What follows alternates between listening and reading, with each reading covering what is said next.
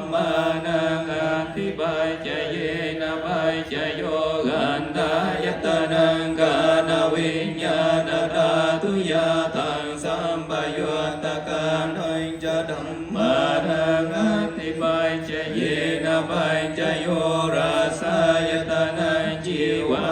วิญญาณธาตุยาทังสัมปยุตตะกานัยจะธัม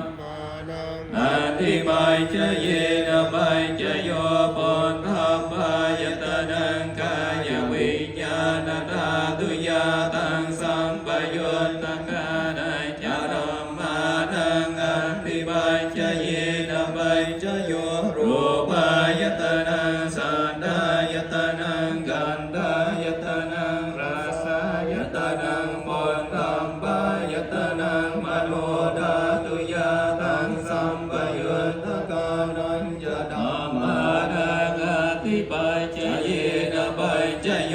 ยังรูปังนิสยมโนธาตุจโนวิญญาณธาตุจสัพพังติติมโน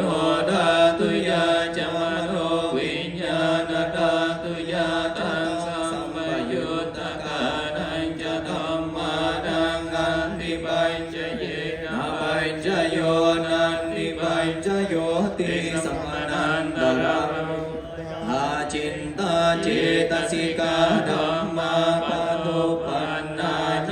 จินตเจตสิกานังธัมมานังอธิบายจเยนะบายจโยวิกตาบายจโยติสัมมนันวิกตาเจตเจตสิกาธัมมาปัจจุปันนาเจตเจตสิกานังธัมมานังวิกตาบายจเยนะบายจโยอวิกตาบายจโยติจัตตารโอขันธารูปิโนอัญญมัญญังอวิกตาบายจเยนะบายจโยจัตตารโอมหาภูตาอัญญมัญญังอวิกตาบายจเยนะบายจโยกันตินาเนนามารูปังอัญญมัญญังอวิกตาบายจเยนะบายจโยจิตตเจ